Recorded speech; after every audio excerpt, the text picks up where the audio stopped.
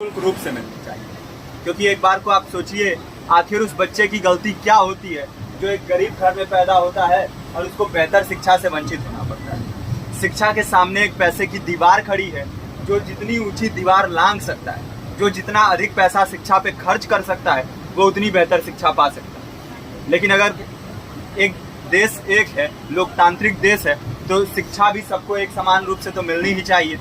आज परिस्थिति ये है कि एक तरफ तो प्राइवेट स्कूल हैं जो लूट के अड्डे बने हुए हैं, वहाँ पे आप एडमिशन कराने जाएंगे तो सिर्फ एडमिशन के नाम पे ही आपको 10,000 20,000 रुपये देना होगा। और कमीशन खोरी का ऐसा धंधा है कि कॉपी किताब टाई बेल्ट ड्रेस जूता कहाँ से खरीदना है ये आप नहीं तय करेंगे वो प्राइवेट स्कूल वाले। यानी आम लोगों की मेहनत की आखिरी कौड़ी उनके जेब से वसूल लेना चाहते हैं। और दूसरी तरफ सरकारी स्कूलों में न तो पर्याप्त टीचर हैं न पर्याप्त बिल्डिंगें हैं।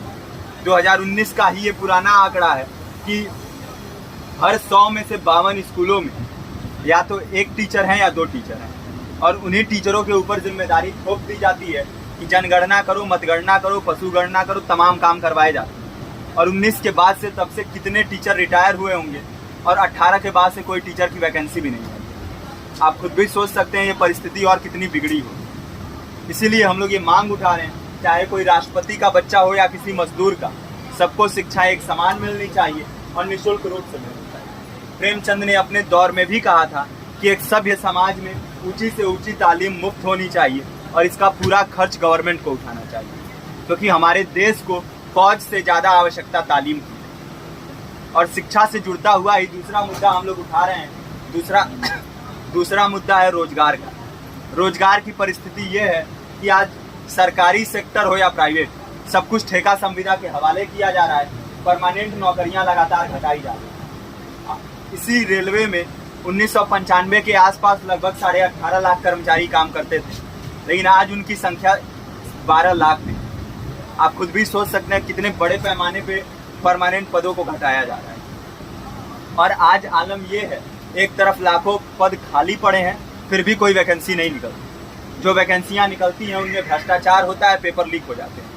RO, UP police, BPSC, SSC, CGL, ऐसे तमाम पेपर लीक हो चुके हैं, आप लोग भी जानते ही।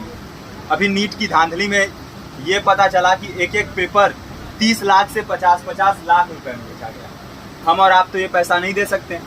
पूरी की पूरी कारस्तानी सरकार, प्रशासन, शिक्षा माफियाओं की होती है। और भुगतता कौन है? आम घरों के लोग, जो लोग सालों साल तैयारी करते हैं, दिन भर में 10-10 घंटे 12-12 घंटे पढ़ते हैं। और इतनी कड़ी मेहनत के बाद, सालों साल की मेहनत के बाद उनके हाथ लगती है तो सिर्फ हताशा, निराशा, अवसाद।